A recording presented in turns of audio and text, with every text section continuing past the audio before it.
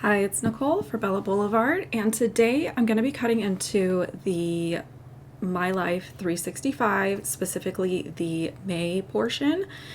I am using a free sketch from Sketch Support. It will be linked below down in the description box.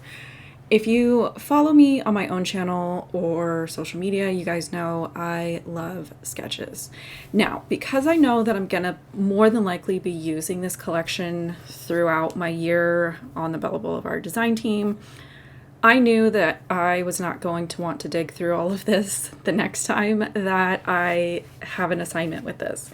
So this is something that I learned years ago from another crafty friend, is to just get out some inexpensive cardstock and put a little bit of adhesive on the back of everything and create a little bit more manageable home for all these pieces.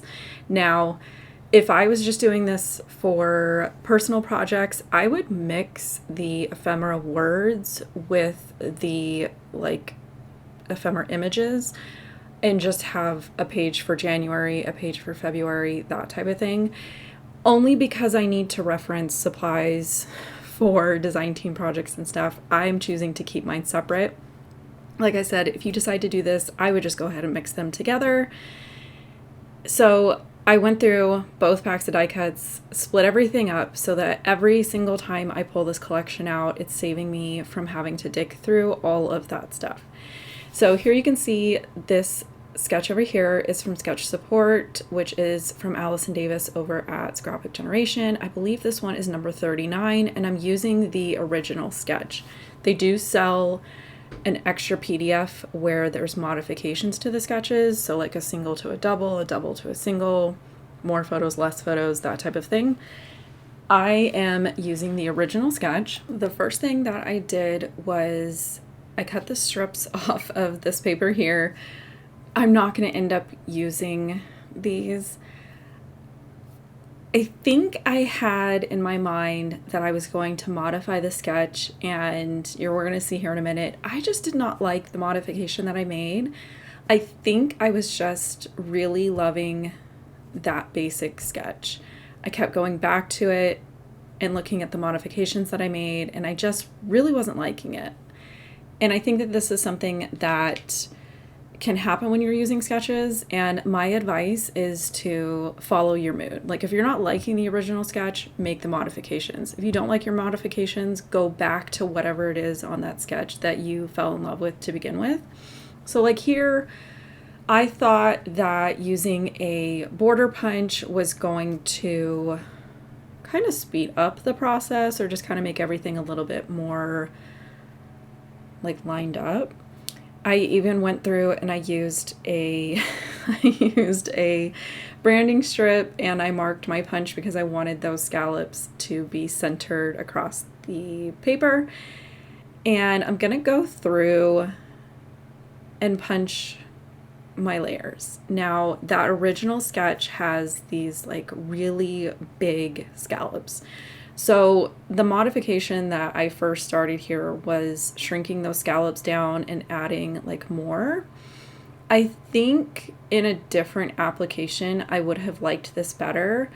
I was thinking that I could make more strips by making them smaller, and then I could add in like the phrases and stuff like that and just kind of fill it in. So here you can kind of see I'm starting to line things up.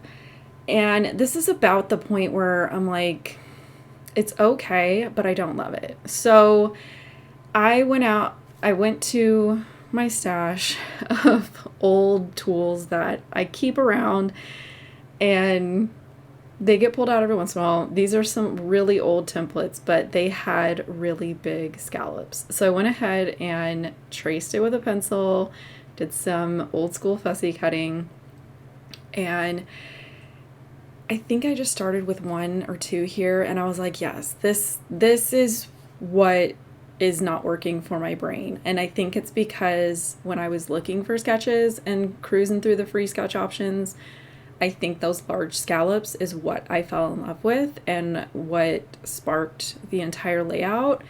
So changing that kind of changed how I felt about the process. So I needed to go back to what sparked the initial interest.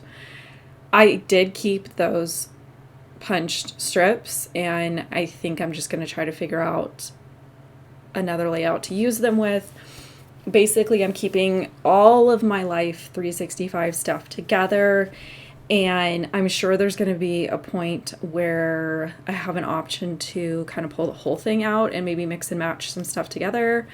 I already want to try to find some time to do some month in review type stuff with this collection as well. I love any kind of like calendar type themed product, so month in review is always like an easy option for me. Here I am just kind of trying to figure out which patterns I want to use. I pulled in my favorite Bella Besties. I've got a Bella Bestie for my background. I'm mixing it in with the florals and the rainbow like diagonal stripe, which are from the Life 365, and they are from the papers that coordinate with the May section of the line. I think the florals are just really leaning into that like Mother's Day type theme that I'm kind of going with here. This was from I think it was like Muffins with Mom event at my daughter's school, and this was the like last Muffins with Mom event that I was going to after having kids go to that school for I think like 7 years across the two of them, so it was kind of bittersweet.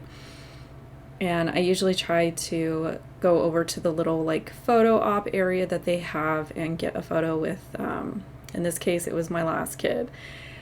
So here I am just kind of lining up all of those scallops, kind of really going back to that sketch to get all of my alignments up. And once I got all this down on the page, I was like, yes, I think the larger size scallops just kind of worked better with my photos being a little bit bigger, my title being a little bit bigger. This is from the, I think the title pack. So I'm going to use this to kind of blend in with my title. And then what I did was I went through the die cuts and the chipboard and pulled out anything that I thought I might use. This is something that I do a lot of the time is I will pull a bunch of stuff over to the side. I'm using my ruler to just kind of hold everything because it does have just a tiny bit of ATG on the back of all of this stuff. So they're kind of like stickers at this point. So I don't want them to like get lost on my desk or get stuck to my picture. This is a journaling template that I created to coordinate with this die from Hero Arts.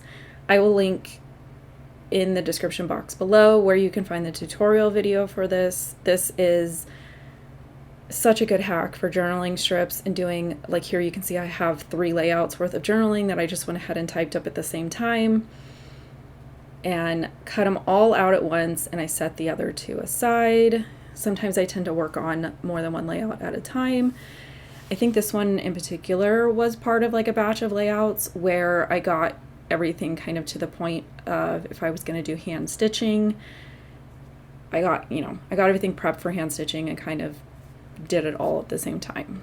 Now I went ahead and I've got foam adhesive behind my journaling strips. I'm going to tuck that little phrase sticker up there, and then I'm basically just going to kind of do like that traditional 3 area for embellishing just around my photos, keeping the attention on those photos. I think I have one of us sitting together at the table, and then the larger one is over in the little like photo prompt area where they always have like a not a banner, but you know what I mean, where it's like the big, not a sheet, blanking on the name. They'll have like balloons kind of up and around it, and then there's always like a thing on the back wall for like whatever holiday party they've got going on. And because the likelihood of me reaching for these florals, like probably not. So I want to use as many as I can on this. I don't think if I revisit this section of Life 365, I'm going to have another Mother's Day event. I think I would probably have like I said, May month in review. And to me, that kind of opens up any and all icons. So I do have some of the florals left. I ended up not using that little chipboard flower. So there are some left, but I just felt like mixing in a lot of these like medium and smaller size flowers worked really well. Now, I don't do this unless you like fiddly things, but I took the Bella Bestie alphabet stickers and I did put foam adhesive behind them so that they would pop up. It's very fiddly, it's very tedious. If you don't like doing that, don't do it. I always promote you do you. I just like to show, you know, how I got from point A to point B in my videos. The last thing that I'm going to do is the hand stitching, because I just did 2 rows at the top, 2 rows at the bottom that were depicted in the sketch, and this came out so quickly, so simple, and again, I think it was those really large scallops that just kind of drew my eye. Hindsight, I kind of wish I had taken the time to hand stitch around them, but in the end, I love it. I hope you guys enjoyed this. I hope you stick around and watch one of these suggested videos. Subscribe to the channel if you haven't already, and I will catch you guys soon. Bye!